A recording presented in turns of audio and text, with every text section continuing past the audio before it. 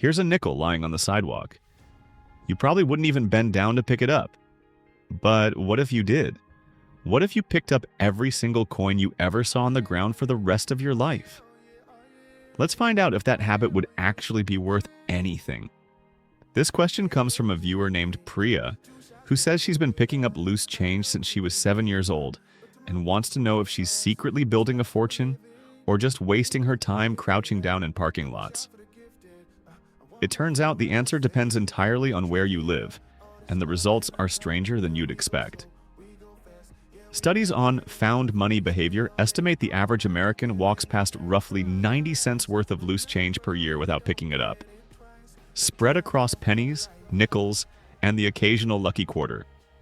If you actually stopped for every one of them, researchers who've tracked coin-collecting hobbyists estimate a dedicated picker can realistically find about $58 a year. That's not because coins are common. It's because most people simply refuse to bend over for a penny anymore, so the ones that do exist tend to sit there for a long time, waiting. So let's say you commit. Every penny, nickel, dime, and quarter, from age 7 until age 80. That's 73 years of crouching. At $58 a year, and 73 years adds up to about $4,200. Not life-changing. Not even a decent used car. But here's where it gets interesting, because not all coins are created equal, and some of them are worth far more than their face value.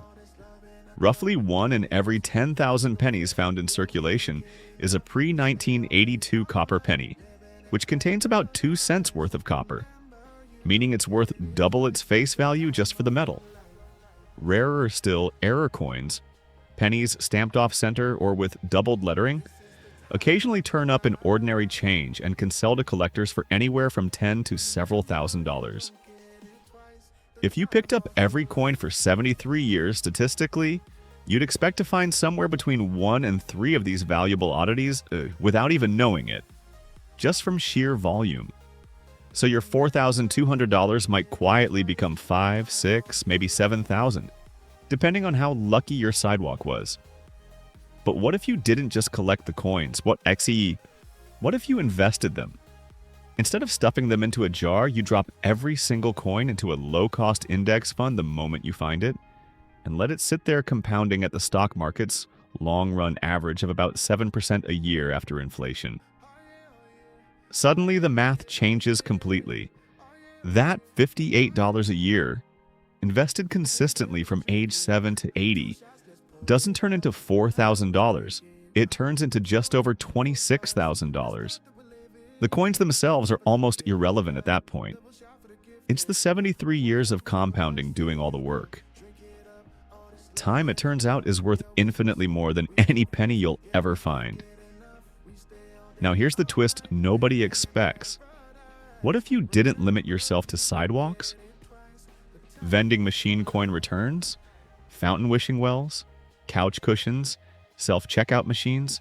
Laundromat floors?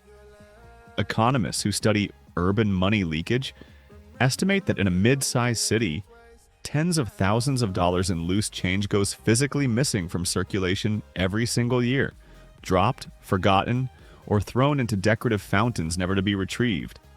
Some of that money is technically legal to collect. Fountains, on the other hand, are not. Most cities collect wishing well coins themselves and donate them to charity, meaning that if you started scooping handfuls of pennies out of the mall fountain, you wouldn't be getting rich, you'd be getting arrested.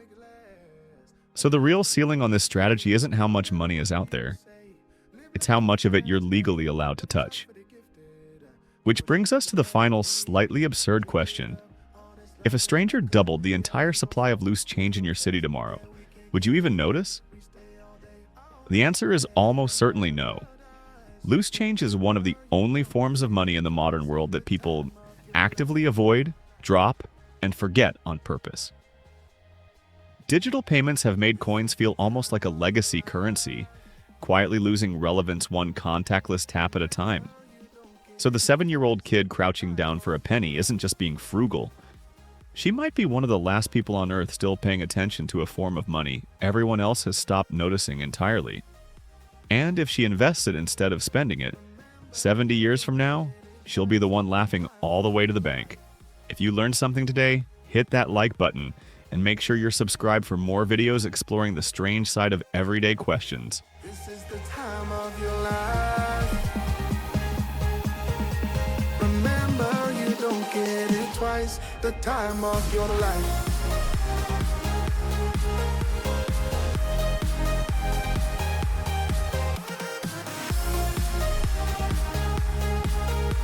Remember, you don't get it twice. The time of your life.